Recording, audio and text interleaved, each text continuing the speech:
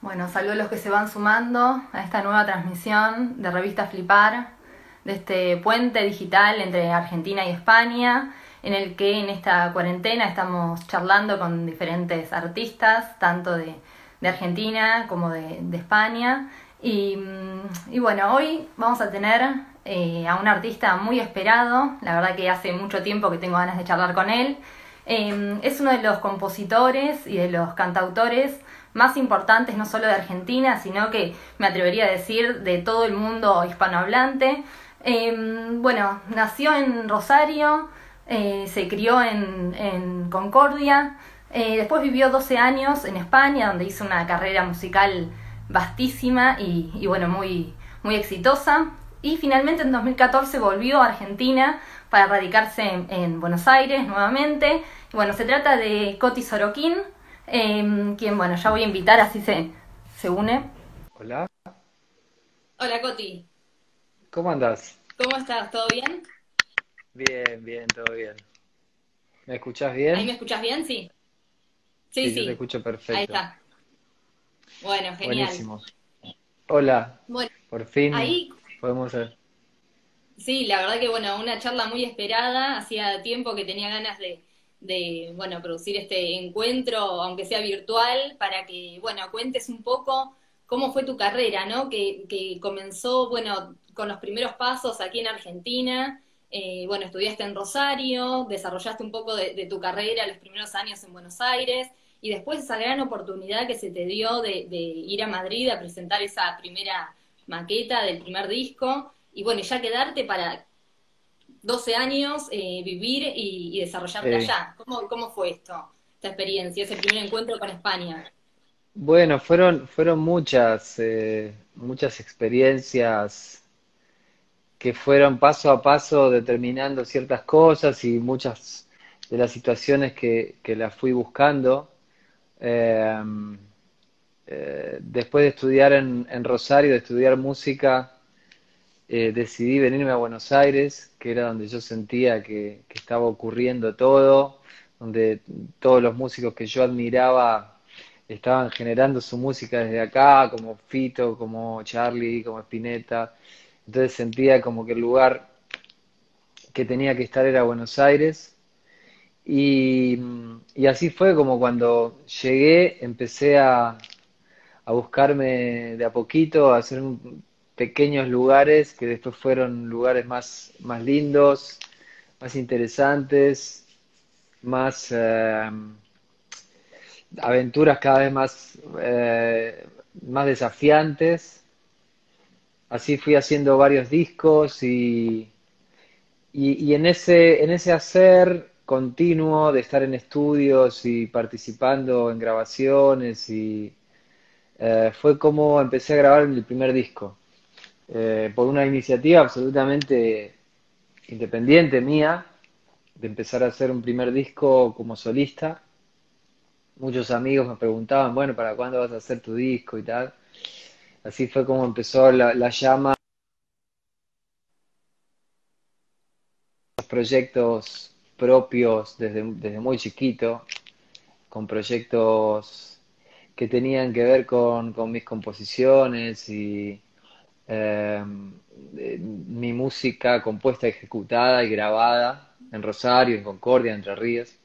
Bien. Pero bueno, así empecé mi primer disco como solista y, y ni bien lo terminé, o incluso en el proceso que estaba terminándolo, eh, tenía las ganas de viajar un poco, de conocer un poco eh, el mundo y de que diferentes lugares del mundo también conozcan mi música, ¿no? Y así, buscando, encontré en Madrid, casi por casualidad o por causalidad, nunca se sabe muy bien, pero terminé en Madrid mostrando aquellas primeras maquetas de canciones que después fueron canciones muy importantes en mi carrera, como Antes que ver el sol, Mis planes, Nada fue un error, todo lo que fue el primer disco, ¿no? Que lo sacamos en Madrid y fue una cosa impresionante todo lo que ocurrió. Bien, ¿y cómo te encontraste España en ese primer encuentro, ¿no? En ese primer viaje, septiembre de 2001, un momento, bueno, como bastante caótico en el país, en Argentina, llegás allá, bueno, muy joven, ¿no? Con tus dos hijos que también eran muy pequeños, y todo Ujú, un mundo por explorar que se te abría, pero que con mucha seguridad dijiste, sí, sí, yo vivo acá, yo voy o ujú. sea, tuviste bueno, esa voluntad y esa fuerza, ¿no? Para ir adelante y meterle al proyecto cuando te quisieron fichar, ¿no? Por varios discos. ¿Cómo era el país en ese Sí, momento? sí, fue algo muy raro porque yo me fui, como vos decís, le cuento un poco a la gente, después que ocurre lo de septiembre del 2001, el 11 de septiembre, lo de las Torres Gemelas, el atentado en Estados Unidos y demás, yo tenía previsto un viaje a Estados Unidos justamente y obviamente se frustró Claro, por tiempo indeterminado, como ocurre a veces con las grandes crisis, como lo que estamos viendo ahora, de alguna manera, siempre son, quizás uno sin darse cuenta, está viviendo un cambio y una nueva oportunidad, y en ese momento pasó algo así, o sea, la sensación era casi como ahora, un poco apocalíptica, claro. de que se venía el mundo abajo, de que, bueno, el terrorismo, la guerra, bla, bla, la tercera guerra, etcétera. Y paralelamente a eso, en cada historia personal, concretamente en mi historia personal, yo no pude viajar a Estados Unidos, pero sí me llamaron, la persona con la que me iba a reunir en Estados Unidos, me llama desde Madrid, y entonces se cerró una puerta y se abrió una ventana hermosísima y quizás mucho más hermosa que la de Estados Unidos, que a mí nunca fue un lugar que me tentara mucho, sí quizá para trabajar, para hacer cosas, pero nunca para vivir. Sin Claro. embargo, Madrid me atrapó y cuando fui la primera vez que fui por una cuestión, eso, a tener una reunión, a mostrar aquellos temas que estaba grabando, ahí fue cuando me preguntaron si yo vivía en Madrid, si yo vivía en España, y yo, como una mentira piadosa, tuve no sé, la iluminación o la chispa de decir en ese momento, sí, sí, sí, yo vivo aquí. Y quizás gracias a eso me firmaron un contrato por 5 discos, que fueron los 5 discos, los 5 primeros discos que hice grabados y salieron por Universal España, que fueron el primero Coti, el segundo Canciones para Llevar, el tercero fue Esta Mañana Otros Cuentos, que fue grabado en vivo en Madrid, como una especie de MTV Unplugged, así. El cuarto fue Gatos y Palomas, luego vino Malditas Canciones, esos fueron los 5 primeros discos que yo hice, grabé, edité, o sea que los grabé en diferentes lugares, pero quiero decir, los edité y los saqué a través de Universal Spain. Eh, y siempre la condición mía fue, o la única condición mía, bueno, hubo 2 condiciones siempre que yo le puse a mi compañía discográfica. La primera es de ser absolutamente libre artísticamente, si bien las compañías siempre de una forma u otra te quieren presionar para llevar a diferentes lugares, yo siempre me mantuve al margen de esas corrientes, por ahí más de la moda, de la música latina, llamémosle, o del rock latino.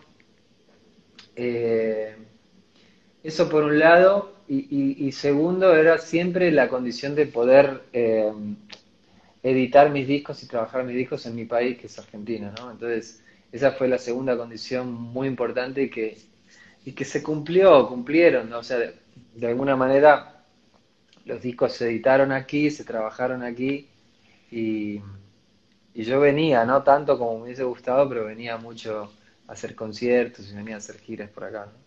Bien, sí, eso te iba a decir, que en esos 12 años que viviste en España, igualmente seguiste muy conectado con tu país, con Argentina, y que en discos como Gatos y Palomas, por ejemplo, 2007, hay un tema que, bueno, lo compartiste hace poco, que me encanta, que es Tonio el Mendigo, en el que se habla de la Sí. realidad argentina, ¿no? De esa plaza de Mm, Belgrano, de cómo mm, sufre mucha gente, acá y en otras partes del mundo, pero bueno, a vos lo que te toca es mm. lo que tenés más cerca, quizás.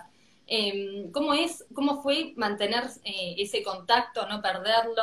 Me imagino que a través de los afectos también, que habrás dejado varios acá. Sí, mira, la historia de Toño el Mendigo es muy curiosa y tiene que ver con esto que estamos hablando, porque la sede de Universal Music estaba justo enfrente de la plaza de Barrancas Belgrano.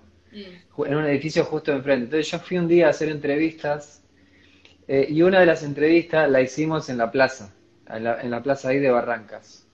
Eh, y yo observé toda esa situación que describo en la canción, claro, que dice, Toño vive en una plaza que confunde con su casa, eh, y tienen su colchón apolillado, ropa sucia de hace años, ve a los chicos aspirando pegamento del barato, y vive en la, y vive, ay, ¿cómo dicen? Bueno, no me lo acuerdo ahora de memoria, como en la desilusión de saber que los perros viven mucho mejor que él. ok, ¿Por qué?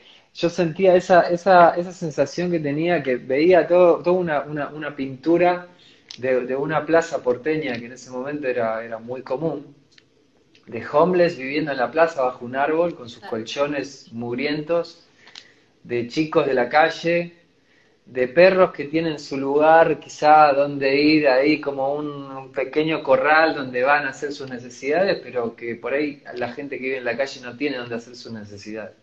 Eso es lo que yo un poco observé y quise solamente pintar una acuarela porteña de aquellos años. Eh, y bueno, esa era mi conexión un poco en aquel disco Gatos y Palomas. Hay mucho de Buenos Aires, ¿no? En Canción de Adiós, el video de Canción de Adiós lo hicimos aquí en Buenos Aires, en la Avenida de Mayo, en una cúpula hermosa que hay ahí. Hay una canción que se llama Buenos Aires en el disco. mm, Fue una época de mucha nostalgia. Yo me había ido a vivir a España en el 2002 y ya para el 2007, que era esa época, eh, ya, bueno, siempre cuando uno se va a vivir a otra parte, que no es su tierra, pasa por diferentes momentos, ¿no? Al principio, obviamente, todo es la novedad, todo es alucinante, todo eh, es muy lindo ir descubriendo. Y yo ya había pasado por todo eso en mi enamoramiento con España, que sigue muy vigente, y amo, y ahora no veo la hora de poder ir. Pero sí el hecho de que estaba viviendo mucha nostalgia, como ahora me ocurre con España, ¿no? Pero en esa época era de allá para acá. Eh, y entonces es un disco muy bañado y muy atravesado por esa sensación. Todas las composiciones tienen algo de esa morriña, como dicen los gallegos, de la melancolía medio tanguera, ¿no? Que tiene ese disco. bueno, ahí mencionabas el tema Buenos Aires, ¿no? Que, bueno, mucha gente está comentando que es un tema bellísimo, que gusta mucho. Hay un pasaje en el que decís, cuando más lejos de ti yo me voy, más te siento cerca de mí y más te busco por otras ciudades, ¿no? ¿Qué encontraste Mm, vos de Buenos Aires en Madrid? Porque son dos ciudades que mm, casi hermanas, ¿no? Que uno cuando llega a Madrid se sí, siente como en casa.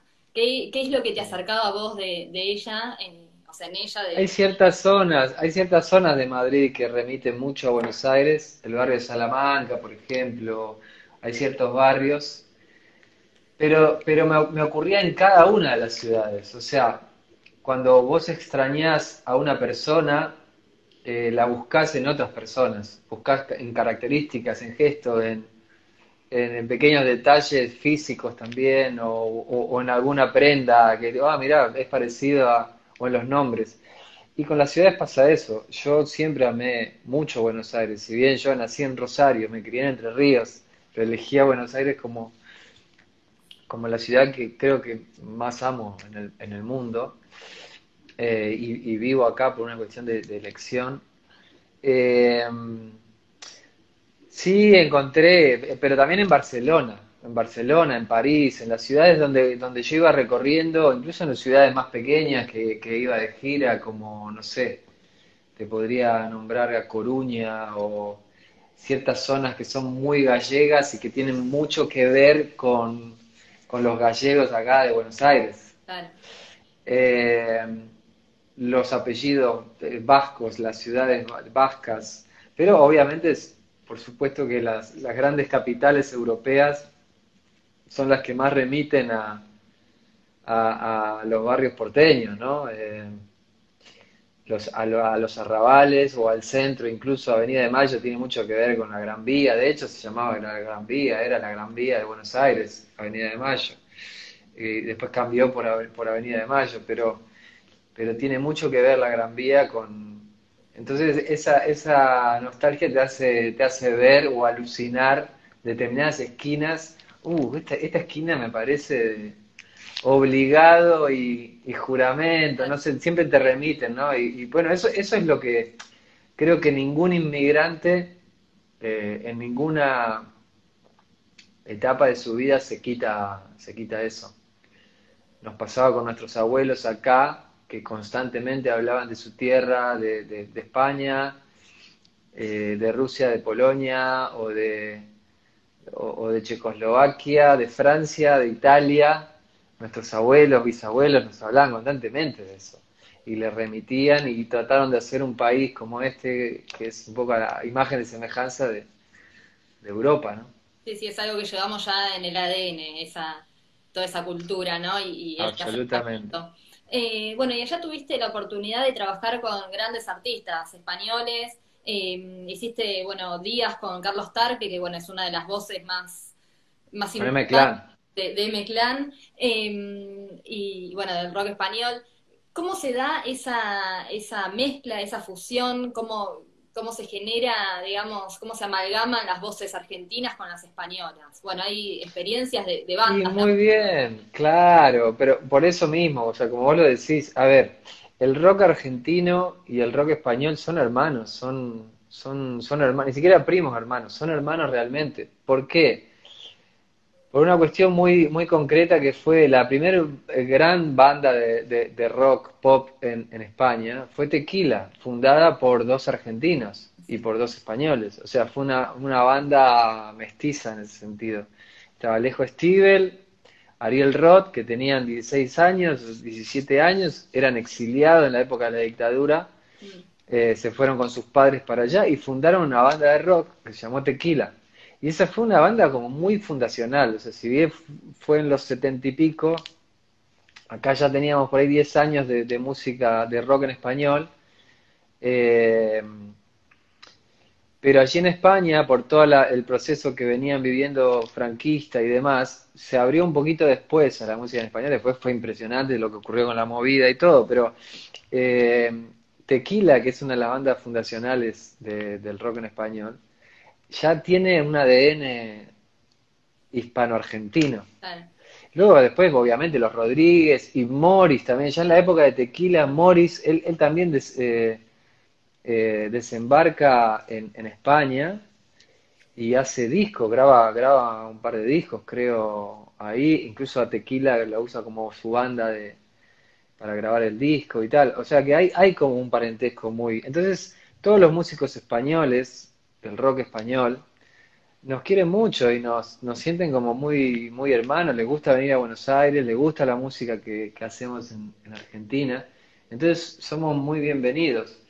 Eh, de esa manera, yo cuando empezaron a sonar canciones mías en España, enseguida me empecé a hacer amigos, porque había gente que enseguida me dio manifestó su cariño, su respeto y qué sé yo, como los Pereza en ese momento, como Rubén Pozo y Leiva, como los M-Clan, que compartimos enorme cantidad de escenarios, con el Canto del Loco, enorme cantidad de veces compartimos escenarios, con un montón de bandas de allá, mismo con Ariel Roth también. Bueno, Ariel es uno de los invitados de ese disco que estábamos hablando, que es Gatos y Palomas, él toca la guitarra en dos canciones. Pero bueno, fueron muchos años, ya te digo, de compartir escenario con enorme cantidad de bandas, con Sidoní, bueno, me estoy olvidando Sí, sí, de un montón, pero, pero sí que ha habido esa cofradía, y si bien yo siempre fui el argentino Coti, porque todo el mundo me conoció como Andrés, como quizás Alejo y Ariel fueron desde muy chiquito, entonces estaban más adoptados como españoles por ahí, sí, sí, ¿no? sí, sí. Pero sí, toda la carrera solista de Andrés y a mí se me conoce siempre como argentinos, ¿no? O sea, como que siempre se nos individualizó con ese ADN, con esa identidad, ¿no? Sí, siempre mantuviste. Efecto mariposa, me nombran acá, bien, bien, bien. También compartimos escenario un montón. con Nena Conte, bueno, te puedo nombrar. Y después con gente también de otros mundos musicales, ¿no? Grabé un dúo hermosísimo, dos duetos hermosísimos con Rosario Flores, con Los Ketama, con Ismael Serrano. Sí, sí, conozco. Eh, tuve, tuve la oportunidad de conocer y de codearme con el mundo musical tan hermoso, tan rico y tan vasto que es el mundo musical de España. Bien, bueno, hace un rato nombrabas a Morris, ¿no? Que ahora se están cumpliendo 50 años de su disco debut, de 30 minutos de vida.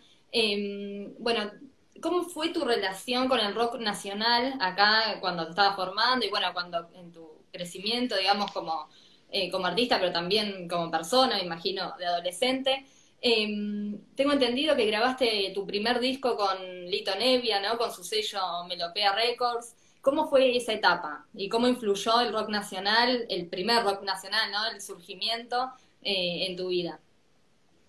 Bueno, yo agarré, digamos, el florecer del rock nacional cuando yo empecé a hacerme músico con 10, con 11 años, agarré toda la camada más ochentera. Claro. Después me fui para atrás. Pero yo empecé a escuchar a Charlie, obviamente, a León Gieco, a, a Spinetta, por supuesto. Y después me fui un poco para atrás, ¿no? A Manal, a Box Day y todo, pero por curiosidad, por seguir a Almendra, bueno, al Flaco hacia atrás, bueno, Pescado Rabioso, Almendra, qué sé yo, o Lito Nevia, y después, primero Lito Nevia de los 80, después me iba para atrás. O sea, fue un poco así, no agarré Manal y toda esa época, que yo era muy chiquito, recién nacido o no había nacido. Pero sí es cierto que después a partir de los 80 con Fito, con Charlie, eh, eso fue como que me atrapó, o sea, me atrapó. Viví toda mi infancia y mi adolescencia con una relación muy fuerte con estos pilares de nuestro rock, ¿no? Eh, el primer disco que escuché de forma muy a conciencia fue ni más ni menos que Kamikaze, que es uno de los discos más densos del flaco Spinetta y lo escuché con el profesor mío de guitarra y él era muy fan de Spinetta y me contagió eso a mí, ¿no? Y ahí empecé como... Y bueno, León Gieco también, me gustaban mucho los temas así, más country, ¿viste? Más... después León va hacia un lado más folclórico, que también es hermoso todo lo que ocurre, y eso también te liga con el folclore o con el tango.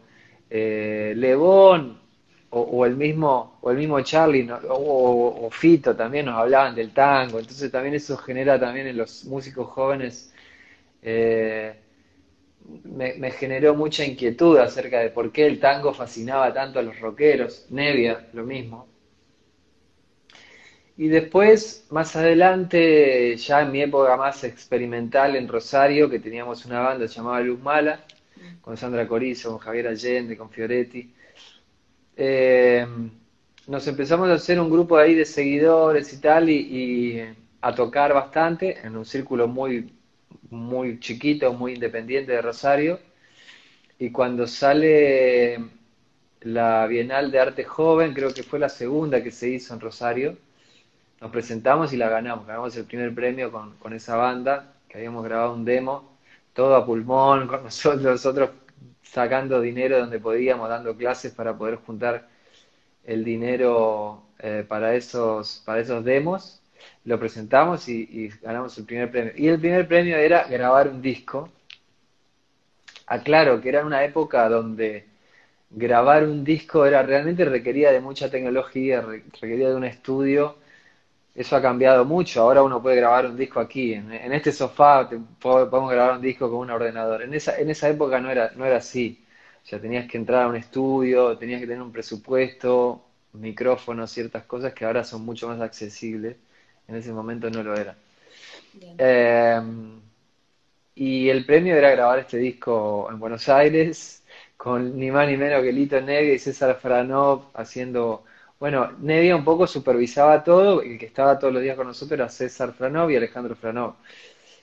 también dos monstruos de la música, que yo ya los había visto tocar con Spinetta, los había visto tocar con Nevia, bueno, en proyectos solistas. Entonces, ellos produjeron aquel primer disco. Y ese primer disco fue como un puntapié también inicial para mi venida a Buenos Aires, ¿no? Porque yo descubrí a Buenos Aires de un estudio de grabación y ya me picó otro bichito. eh, y ya también fui y le dije a mis viejos, me quiero ir a vivir a Buenos Aires, ya basta, con Rosario me encanta, todo bien, pero quiero estar ahí donde se cuecen todas las habas. Y aparte yo tenía de alguna manera también el ejemplo de Fito, de Baglietto, de un montón de músicos de la trova rosarina que se habían venido para Buenos Aires, porque acá estaba ocurriendo todo, es un país lamentablemente muy, muy centralizado el nuestro. Y sí. Digo lamentablemente porque es tan hermoso, tan grande, tan vasto, pero tan incomunicado, ¿no? Lamentablemente. Bueno, y contame cómo fue ese segundo desembarco en Buenos Aires en 2014, después de vivir 12 años en Europa. ¿Cómo te encontraste de nuevo el país? ¿Te fue fácil volver a adaptarte? ¿Cómo lo llevaste? Mira, yo más o menos sabía con lo que me iba a encontrar porque venía mucho, o sea, venía Claro, mucho y venía con la familia también mucho y mis hijos estaban muy en contacto con su familia acá y todo. Nos pasábamos temporadas de verano de aquí, invierno de allá. Pero de todas maneras siempre estaba como esa incertidumbre de cómo nos íbamos a sentir, sobre todo por los chicos. O sea, uno sabe que al final está bien, donde están bien ellos, y uno siempre tiene la posibilidad de ir, venir, y yo ya sabía que mi vida iba a estar siempre partida entre estar acá, estar allá, claro. y de hecho yo conservo mi casa en Madrid y todo, entonces no era tanto, no me preocupaba tanto mi situación, Mm. porque yo sabía que iba a estar yendo y viniendo, de gira por trabajo, por gusto, por lo que quiera. Pero sí me preocupaba más la sensación de un nuevo desarraigo Claro. de los chicos, sobre todo los mayores, que ya habían vivido el desarraigo hacia allá, con 6 años que no fuimos, ellos tenían 6 años, y luego la vuelta, como un nuevo desarraigo. Pero ellos lo vivieron increíble, o sea, se vinieron, así como se sintieron como pez en el agua allá cuando llegamos y empezaron el colegio, el primario, y se hicieron un montón de amigos y se encontraron en casa allá, también se encontraron en casa acá, tienen como esa facilidad, creo que lo llevan también en los genes, porque bueno, son hijos de músicos, de viajeros y de alguna manera, pero bueno, eso era lo que más me preocupaba, ¿no? Bien. Eh, no, lo demás no, porque yo ya sabía que iba a ocurrir lo que está ocurriendo, que voy y vengo. Ahora por esta situación que es anormal, hace mucho que no voy, pero tenía previsto ir en febrero, digo en abril, y no pude ir. En mayo tenía conciertos. Bueno, ahora, estos días estaba de concierto, hoy que es 5 de mayo. Sí, sí. Bueno, hoy tenía un concierto, hoy En tenía un Buenos Aires. concierto allá, sí, No, en un increíble. teatro allá, Bueno, sí. hablabas de tus hijos, se nota que sos muy familiar y que estás muy presente en la vida de ellos. Y tengo entendido que tu hijo mayor, Iván, es músico y también diseñador y que ha trabajado en artes de tapa, ¿no? Ni más ni menos que en el disco del Colón. Mm. ¿Cómo es esa relación? ¿Cómo se vinculan y cómo se retroalimentan, ¿no? Ambas partes. Mirá, es hermoso, no es fácil obviamente porque yo obviamente me encanta, adoro trabajar con mis hijos, con Maya también trabajamos, ella trabaja conmigo en muchas cosas, en realizaciones audiovisuales, en vestuario, en puesta en escena, bueno, un montón de cosas. Me encanta, amo trabajar con ellos, me alucina, pero bueno, también tiene su costado de que no es fácil porque ellos no tienen privilegios por ser mis hijos, entonces viven el rigor de alguna manera de, de la exigencia que vive también su padre a la hora de la autoexigencia y la exigencia, la atención de un trabajo bien hecho, que siempre tiene que tener una cierta atención, en el buen sentido.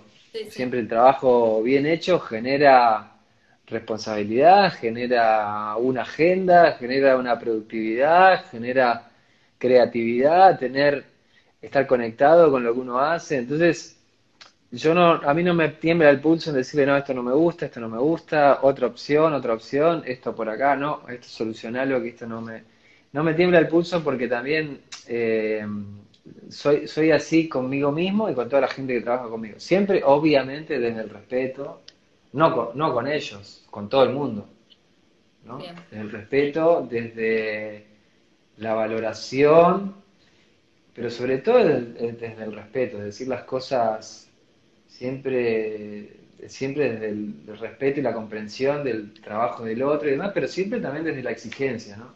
Es muy importante. bien. Así que bueno, eso, sí. Vos sos un artista que siempre es muy sincero consigo mismo y que mantenés un estilo propio, ¿no? Tus canciones son como muy reconocibles por tener esa marca, ese sello personal, esa manera de cantar y de decir, pero sin embargo no te encerrás en lo tuyo y también le das lugar, digamos, a las nuevas generaciones, a lo que está pasando en la escena urbana, musical. En uno de los shows últimos que hiciste acá en La Plata, bueno, estuvo de invitado en La Plata y me imagino que en otros lugares también yo te vi acá en La Plata, estuvo el trapero Under Mac. ¿Cómo ves esta escena y qué adquirís de ella? O sea, ¿cómo te nutrís de ella? Mira, yo creo que todas las épocas tienen gente muy interesante y en este momento en Argentina está habiendo una escena de músicos jóvenes súper interesante. Hay que aprender de ellos. Ellos traen una visión por ahí diferente. Hay ciertas cosas que valen para todas las generaciones y que valen para la música y que valen para el hacer, para la creatividad, para todas las artes. Pero hay ciertas cosas que son características de las generaciones y que son cómo se relacionan con el trabajo, quizá, o cómo se relacionan con las nuevas tecnologías o con las formas de comunicar, ¿no? A veces en el cómo hay como ciertas variantes de acuerdo a las generaciones. Luego el arte es el arte y me parece que la música es música y hay música buena y música mala y punto. Pero, pero sí es cierto que se aprende mucho de las nuevas generaciones en ese sentido. Luego, yo no juzgo a los artistas, me expreso mejor, no juzgo la música por estilo, sino le juzgo o valoro a los artistas y a las artistas. Eh, Siempre fui así, nunca me dejé seducir por una cosa que tenga que ver con el estilo. No me gusta decir, me encanta el tango. No, me encantan algunos artistas de tango. Hay otros tangos que me parecen malísimos y hay otros tangos que me parecen la gloria. Entonces, no me gusta hablar, lo mismo pasa con la música clásica, con el jazz, con el rock, con el trap, con el rap, Mm. con el... Eh, hay, me parece que artistas que son sublimes en cualquiera de esos estilos. Y hoy en día, sí, vivimos, lo que quiero, un poco para redondear la idea, vivimos en un momento que hay mucha creatividad, Mm. eh, hay mucha gente súper talentosa.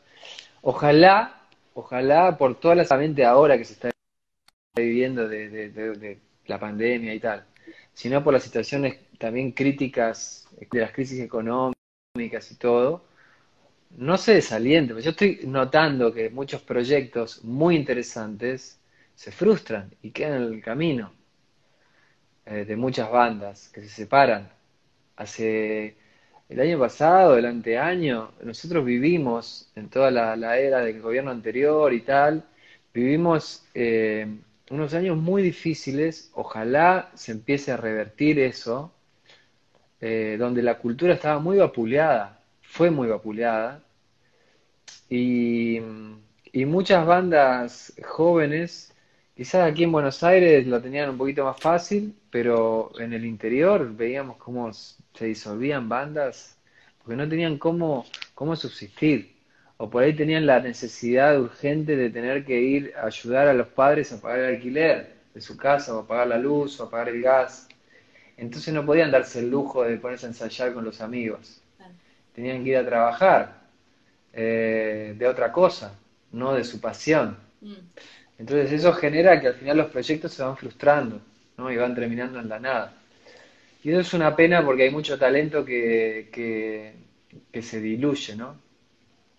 Sí, sí, seguramente también en este contexto sea uno de los sectores más golpeados, ¿no? Y que más va a costar Exacto. levantarse, pero bueno, esperemos que haya políticas que acompañen y bueno, Ojalá, salga todo ojalá. a flote. Bueno, vos empezaste a componer a los 11 años, de muy chico, pero la vida, las circunstancias te llevaron a que en un momento dado tengas que empezar a trabajar de eso, a componer para otros artistas. Me imagino que, o sea, como cualquier canción, ¿no? Cuando un músico hace pública una canción, se dice que empieza a ser del público, o sea, que ya no le pertenece en algún sentido porque se empieza a resignificar, ¿no? Con la historia de cada oyente.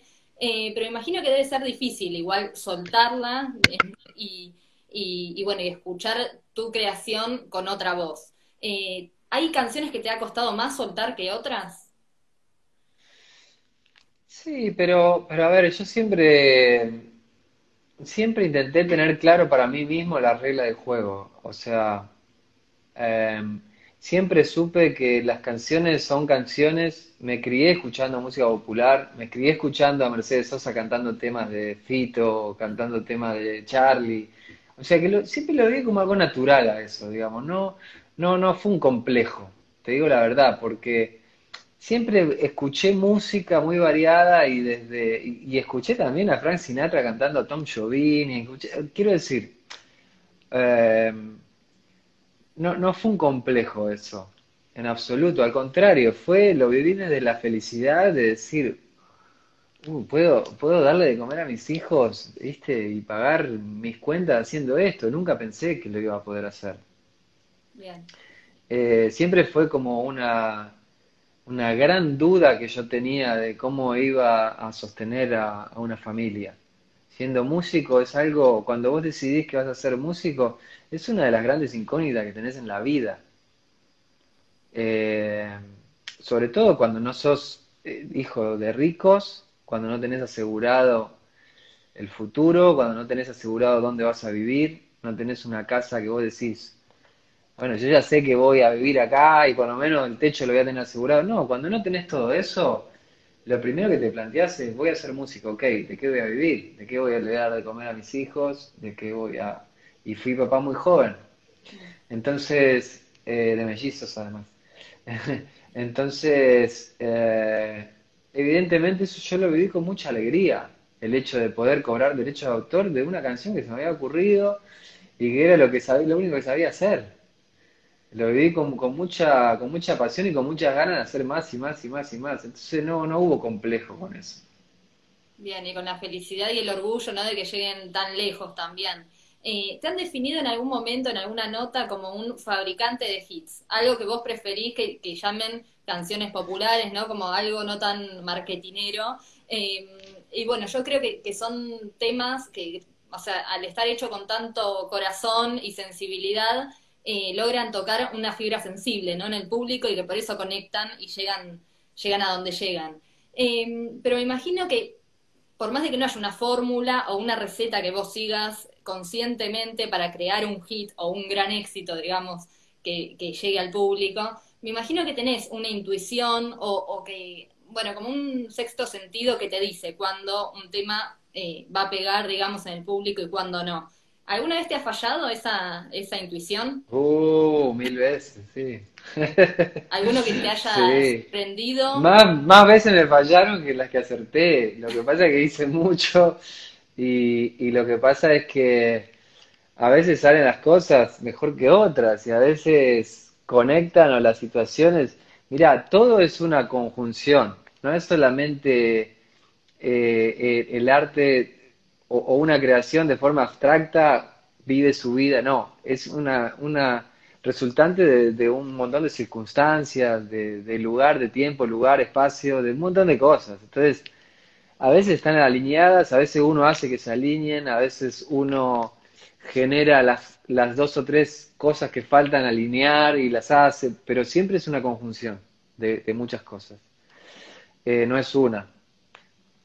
Eh, Por otro lado, sí, a mí el género de la canción popular, mira, yo te voy a decir algo, hay canciones que han tenido, que ya tienen 20 años y siguen siendo vigentes, y eso no hay marketing que lo pague. No. Al contrario, o sea, esa vigencia de esas canciones van en contra del marketing. ¿Por qué? Porque lo que le interesa a las grandes compañías es sacar nuevas canciones, usar y tirar, porque generan mucho más dinero siempre que una canción que tiene 20 años y que sigue siendo un clásico y que para la gente es muy importante. Porque ya los intereses que tienen las grandes compañías no le sirve esa canción. Es como que si yo te dijera, a una mueblería le conviene siempre estar fabricando muebles nuevos que se rompan fáciles y venderte uno nuevo la semana que viene. ¿Se entiende? De usar y tirar. Ahora, si vos te compras un mueble que lo tenés el mismo mueble hace 50 años, eso a la mueblería es algo que no le va a convenir. Y lo mismo ocurre con la música. Entonces, si yo tengo canciones que ya tienen 20 años, como Antes que el sol, como Nada fue un error, como Color Esperanza, como un montón de canciones que al final siguen siendo, siguen estando y van pasando de generación en generación, eso no hay marketing que lo pague. No, ni hablar. No hay marketing que lo pague. Entonces, por eso para mí el hit es como un golpe, ¿no? Sí. Un hit, nosotros le llamamos un golpe. Entonces, un golpe es un golpe de efecto. Golpe de efecto es ping, un pico, mucho dinero en marketing, se hace muy conocida la canción, a los 5 años, a los 3 años nadie se acuerda de una canción, te acordás de aquella canción y tal. Y queda como en el recuerdo como una canción de moda de aquel verano. Y sin embargo, yo creo que las canciones populares quedan. Ha pasado con el tango, ha pasado con los clásicos, ha pasado con los Beatles, con un montón de música que yo admiro y que amo y que me parece que si hay algo que intento conseguir es eso con mi música, Sí, sí, nada que ver perdurar. con lo efímero, ¿no? Que tiene el hit que se escucha y te machacan en la radio durante un verano entero Exacto, y sí, se te pega, pero después también se te despega con la misma facilidad, digamos. sí. Bueno, y también has dicho que crees que la sensibilidad que se necesita para componer es algo que al fin y al cabo tenemos todos, solo que quizás hace falta ejercitarla, ¿no? Poner en práctica esa conexión con los sentidos y con las emociones, y que deberíamos darle una guitarra a cualquier niño de 10 11 años, digamos, para que se vaya fogueando, ¿no? En ese ámbito. ¿Qué materia escolar crees necesaria que se sume, digamos, a cualquier currícula? No sé, se me ocurre algo relacionado con, no sé, inteligencia emocional o, bueno, música, que a veces es una Sí, materia sí, que... eso por supuesto. Hay muchas, mira, lo importante no son solamente las materias, bueno, vos nombraste una que me parece fundamental, ¿no? Inteligencia emocional, es buenísimo. O sea, como una educación emocional, eso me Claro. parece algo fundamental. Para que los chicos y las chicas, niños, adolescentes, se conozcan un poco más. No solamente se conozcan que acá tiene el estómago, acá tiene el corazón, está de puta madre, está bárbaro. Pero también tienen que conocerse otras cosas que por ahí son incluso hasta más importantes, que por qué yo a veces me deprimo, por qué a veces me siento mal, por qué siento la angustia, cómo encaro la angustia para tratar de revertirla, por qué me siento alegre, por qué me gusta tal chica o tal chico, por qué, bueno, eso, o sea, ese conocimiento, si bien siempre va a haber algo de misterio, es muy importante porque eso nos hace conocernos más.